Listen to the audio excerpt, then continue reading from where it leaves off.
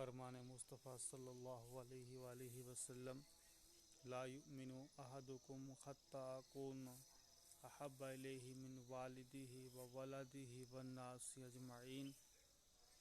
اللہ کے پیارے رسول صلی اللہ تعالیٰ علیہ وسلم ارشاد فرماتے ہیں، تم میں کا کوئی بھی شخص اس وقت تک مومن نہیں ہو سکتا جب تک وہ مجھ سے اپنے ماں باپ سے بڑھ کر، اپنی اولاد سے بڑھ کر اور ساری کائنات کے لوگوں سے بڑھ کر محبت نہ کرے، تب تک وہ مومن کامل نہیں ہو سکتا۔